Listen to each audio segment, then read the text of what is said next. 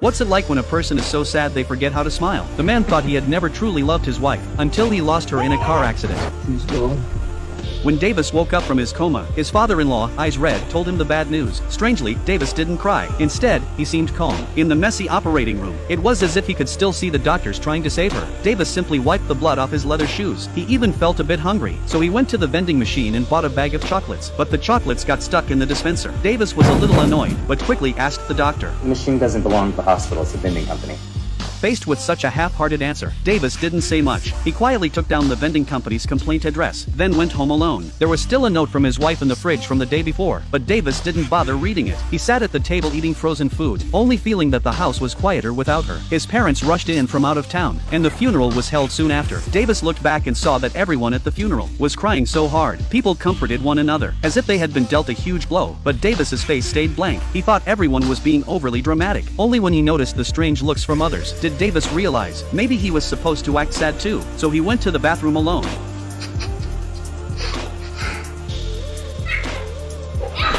Trying to look like the grieving husband he was supposed to be, but he couldn't do it. He couldn't shed a single tear for his wife. Looking at the condolence messages on his phone, Davis didn't reply. Instead, he picked up pen and paper and wrote a complaint letter to the vending machine company about his awful shopping experience. I found this upsetting as I was very hungry.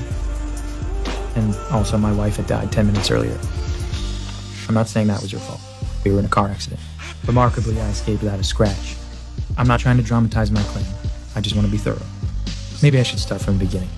He wrote and wrote, completely absorbed, as if at that moment, the vending machine problem was more important than his wife's death. After the funeral, he went straight back to work. His co-workers were surprised. He should have taken some time off, not come back right after the funeral, but he didn't care. He worked seriously, attended meetings seriously. He didn't understand why his co-workers told him to rest, why they seemed sadder than him. Even his father-in-law would cry in front of him. His own father came to help water the plants and comforted him not to be too sad. He didn't understand. Why did everyone assume he was grieving? In his eyes, his wife's death made no real difference. He even casually joked about it with strangers. I didn't love my wife. I know it's sad to say, but now that she's gone, I don't even feel sad or clean or hurt.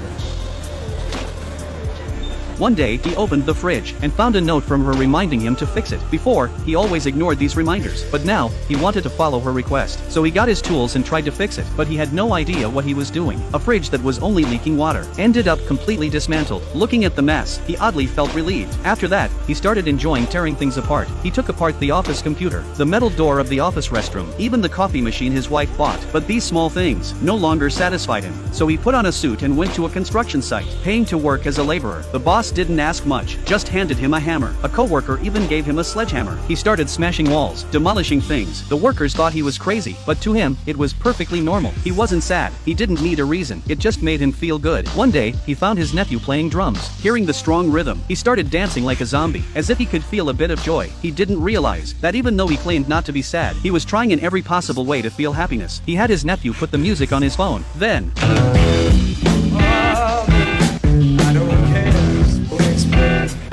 Mr. Big, you better watch out!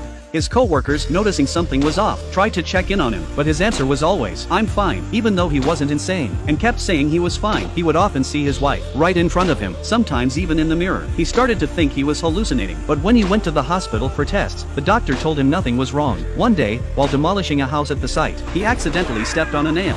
Oh, God damn, that fucking hurt! Whoa! Shit, yeah! Whoa!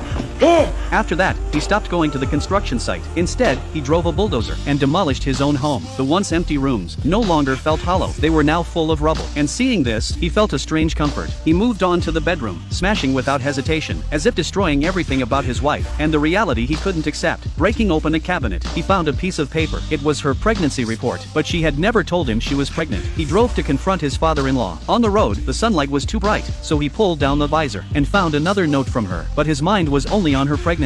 When he got to his in-laws' house, they were holding a memorial. Ignoring everyone, he asked his father-in-law about it. Did she tell you she was pregnant? Last year. Did you know? The question startled both of them.